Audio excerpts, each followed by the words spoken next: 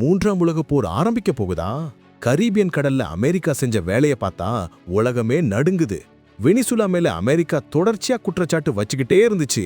இப்ப ட்ரம்ப் எடுத்த அதிரடி முடிவுதான் இந்த உலக பரபரப்புக்கு காரணம். உலகிலேயே இருக்கிற ரொம்ப சக்தி வாய்ந்த போர்க்கப்பல USS Gerald R Ford Venezuela பக்கமா அனுப்பி வச்சிருக்காரு. போதைப் பொருள் கடத்தல் குற்றவாளிகள் எல்லாத்துக்கும் காரணமே வெனிசுலா தான்னு அமெரிக்கா சொல்ல, ஆனா அந்த நாட்டு மீனவர்கள் 76 பேர் வரைக்கும் கொல்லப்பட்டிருக்காங்கன்னு வெனிசுலா அதிபர் மதுரோ சொல்றாரு.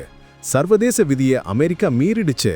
அதுவும் இந்த கப்பல் அணுகுண்டை வீசக்கூடிய போர் விமானங்களை கூட சுமந்து போகும் திறன் கொண்டதான். உலகத்திலேயே இந்த மாதிரி 2 கப்பல் தான் இருக்கு.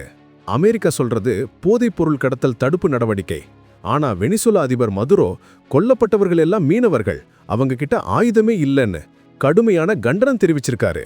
வெனிசுலா மட்டும் இல்ல, கொலம்பியா அதிபரே கூட லத்தீன் அமெரிக்க மக்கள் கொல்லப்படுறதை ஏற்க முடியாதுன்னு அமெரிக்காவுக்கு எதிராக குரல் கொடுத்திருக்காரு.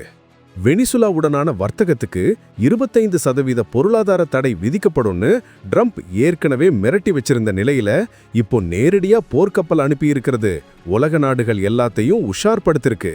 அணு ஆயுதம் தாங்கக்கூடிய கப்பல் ஒரு நாட்டோட எல்லை பக்கத்துல போனா அது சாதாரண விஷயம் இல்ல.